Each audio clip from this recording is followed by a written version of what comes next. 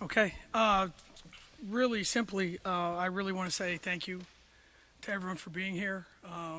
Your work, the coverage of our team means a lot to our players. It means a lot to our fans. It means a lot to their families. So I want you to know that if there's ever anything we can do to help you, never hesitate to ask. That's what we're here for. And hopefully we can give you something fun to talk and write about. So I'll answer anything you want to ask, unless it's about the St. Louis Cardinals. Go home now. What are you expecting this season out of Jaden? How can she maybe help this team in a different way? Yeah, I think the uniqueness of our team this year is when you look at the new people, a lot of them are perimeter players. You know, you look at when we practice and there's 3, 4 kids out there that were not here last year, so that's unique. Jade has done a phenomenal job. I could not be more proud of her. She came in here, understood what we needed. Obviously, we've been blessed to have a lot of great point guards here, and this is the first time in 5 years we've had to play a different one. But I think the thing that Jada figured out quickly is when you can walk in and the first 2 people you get to play with are Audie and Addie, that's a good start. She's completely different than Emily Ryan, so we've had to learn. Like, we had to learn how to coach Audie because we never really had a true post player, and Jade is completely different player, person, everything than Emily Ryan, so we've tried to learn that. But she's a dynamic kid with the ball. She's got a great personality. I think our fans are really going to enjoy watching her play, but more importantly, enjoy getting to know her. She fits our culture really well. Take me back to the first time you watched Addie Brown play basketball. What struck you? It was in an AU tournament. I think she was probably going to be a sophomore, and I think it was in Texas. I'm not sure. But the first thing I noticed about her, and again, I don't like to do this because it's probably not fair, but she reminded me a lot of Bridget. Tall, skilled, very cerebral, can do a lot of different things, competitive, and in the modern day AAU circuit, they don't care if they win or lose. They're going to play 3 games, they're going to go to dinner, they're going to play the next day, they're going to play 3 games, they don't care. She was pissed when they didn't win, and that was the number one thing for me was the kid wants to win. But again, she looked like the kind of person that we've played in that position, and we pursued it from there. And Coach Steyer did all the work, and kind of like she did with Bridget. So it's worked out really well. I was just going to follow up with that competitiveness because you can see it. You could see it from the first time I watched her. Is there a moment where you see her kind of narrow her eyes or kind of where okay, she's taking it to another level? Yeah, usually when I say something to her and she kind of rolls her eyes at me or gives me the look, I mean, you can tell when some kids get mad because you say something to them, they made a mistake. She gets mad when the game's not going the right way, and she's someone that I think she sees the game like a coach. She sees the game in a way that a lot of players don't. I mean, we have a lot of skilled players, but not all of them see the game the way she sees it. And the thing I think she's learning is that when the moment means she has to do something like great players are supposed to do, she's more willing to do it now than I think she's been in the past. And I think, I think if we didn't have Audie, everyone would be talking about her even more. But her numbers speak for themselves, and I think she's someone that's gonna be as good a player as there is in our league and in the country, in my opinion. Hey, Bill, Eric Olson with the AP. Thanks for coming.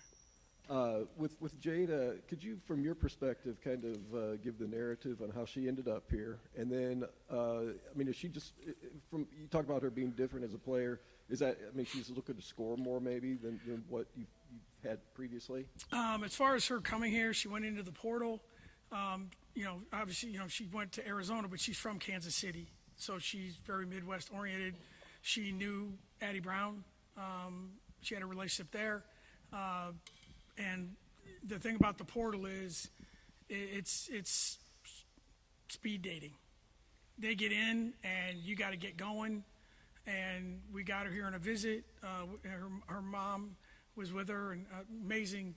Her mom does an amazing job. And I think what she saw was an opportunity to play right away. She saw an opportunity to play in a system that'll make her better. I think she saw the fan base, obviously, Audie and Addie were a huge part of it.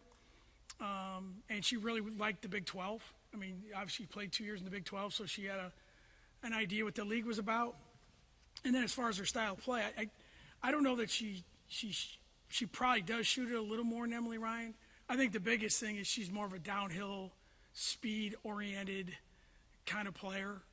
And the one thing that, like I said, we're learning is, as a coach sometimes I get, like turning the ball over drives me absolutely crazy. We turn the ball over a lot right now, but you can't stop them from trying to do things. So, but her ability to go downhill with the ball and her ability to guard the ball is the best we've ever had here. Now, whether or not that translates into other things is we'll see. But she's really hard to guard, and our scout team guys do not like it when she's guarding them. So I guess that would be the biggest compliment they would pay to her. Do you get the impression at all that last season has kind of, added some motivation to this year's team and, pushed them a little bit more? I don't know. That's probably true. I'm one of these people, though, if you don't have motivation, I don't care what year it is or what you do in life, what are you doing? I don't see what last year has to do with it. That's just me. They may say, yeah, we're highly motivated. And I mean, at the beginning of the year, we were not nearly as good as people thought. And at the end of the year, we were not nearly as bad as people thought. I mean, we did play in the NCAA tournament. We did win 23 games with a team full of sophomores and one senior. This year, we have basically all juniors and one senior again. So I do think there's a bit greater understanding. Obviously, Audie, Addie are older. You're a junior in college. You've been there, done that. And I think that's every player who's worth anything. I always tell them, you don't have to check your ego at the door. I don't want them to do that. If you don't have an ego, everyone in this room has an ego. Everyone. Now, how does it mesh with the other people? And for Addie, Audie, anyone else to achieve what they want in our sport, you win. I mean, whoever it is, there's not very many all-conference, all-anything players that play on bad teams. What was it? The Cubs had an MVP. Was it Andre Dawson or something? Played on a really bad team.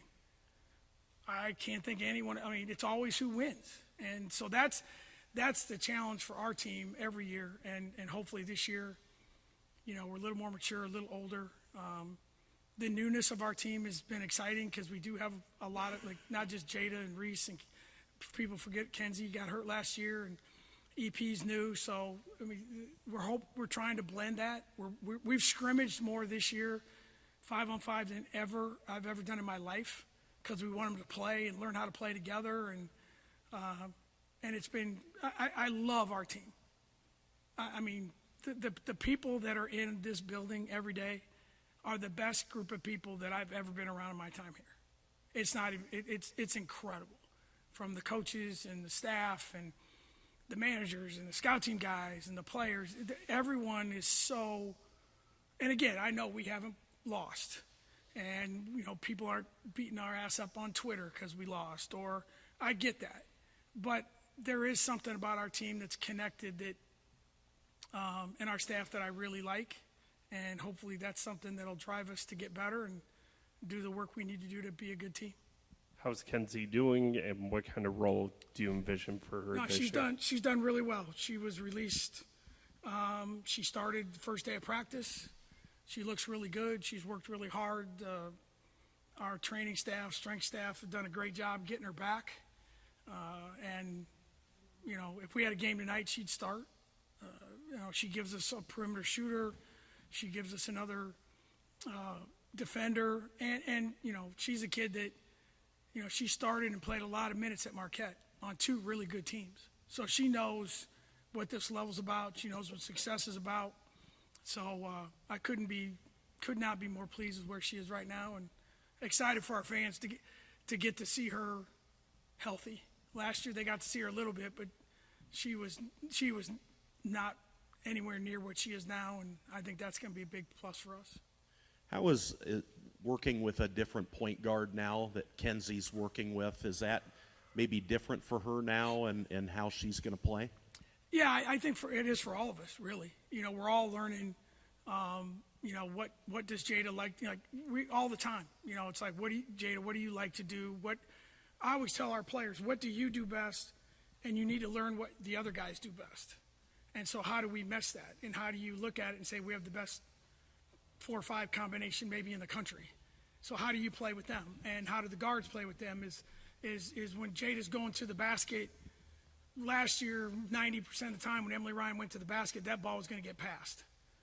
Jada's going to score more. So, you know, how do you do all those things? So it's been fun to watch, and I think with Jada and Reese, our freshmen, those 2 are going to they'll cover the point guard spot for us, and they've done really well.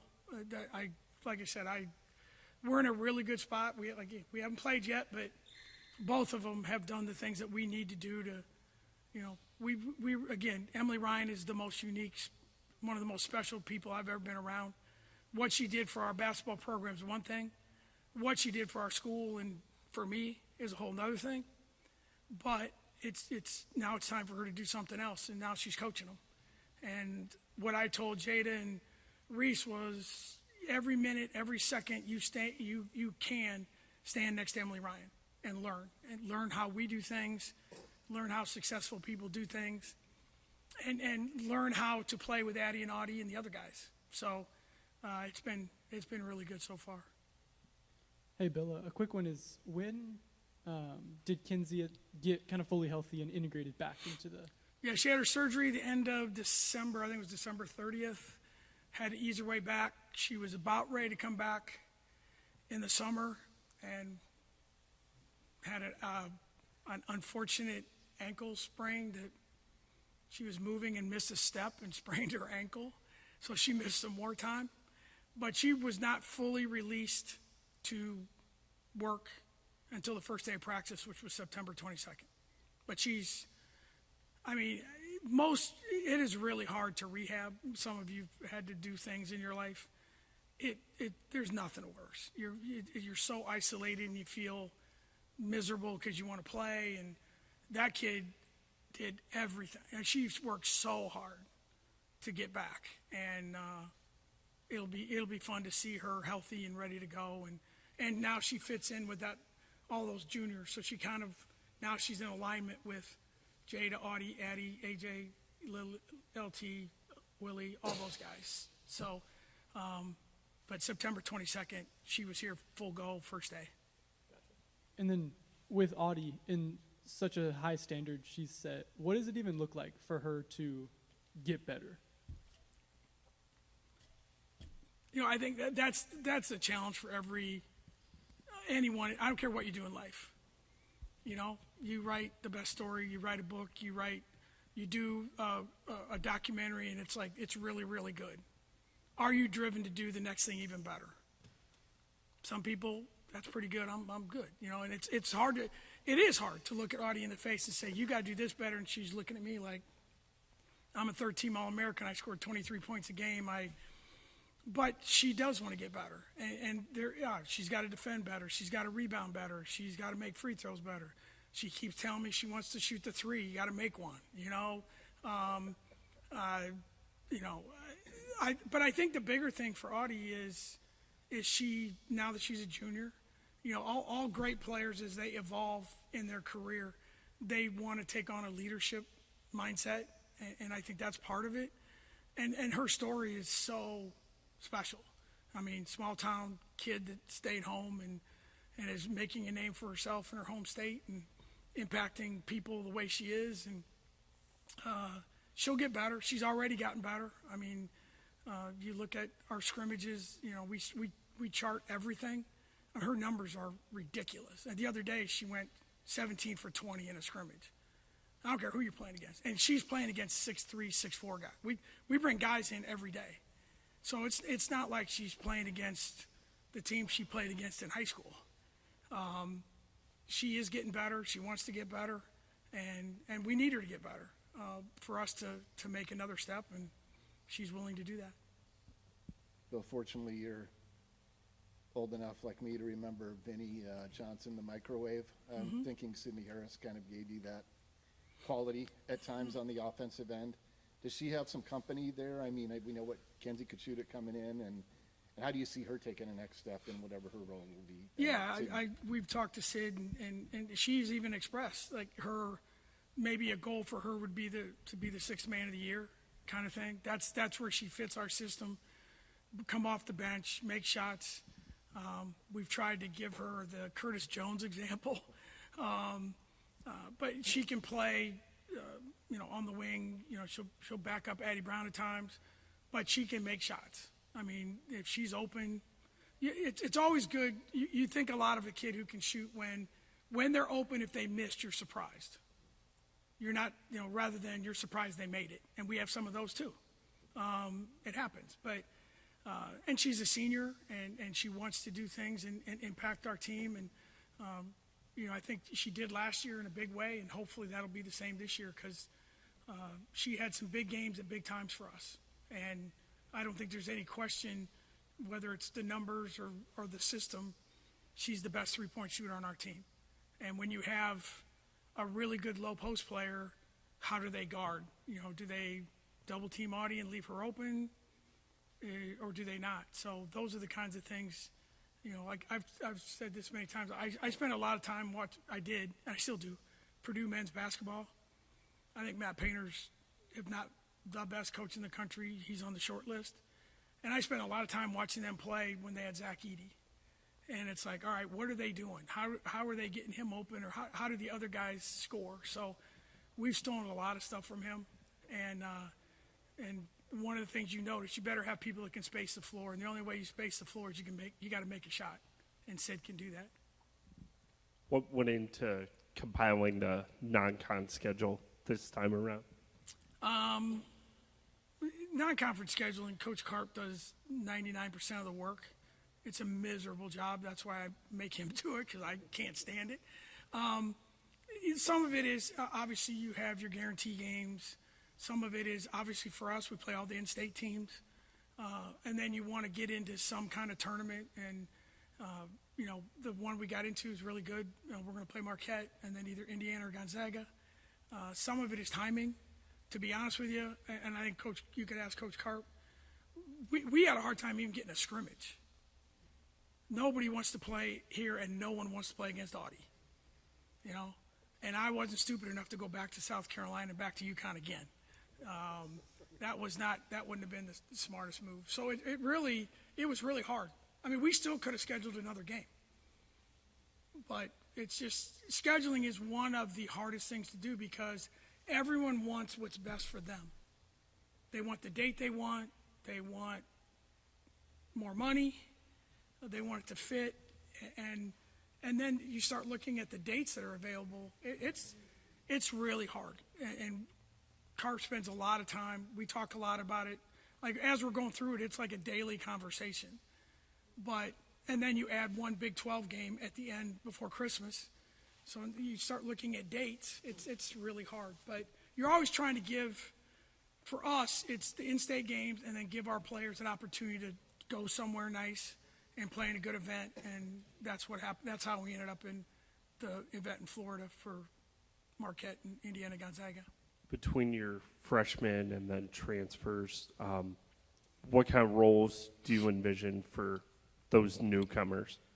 Well, Jade is the starting point guard. Reese is a freshman. She'll play a lot. She'll play backup point guard. We'll play Jade and Reese together.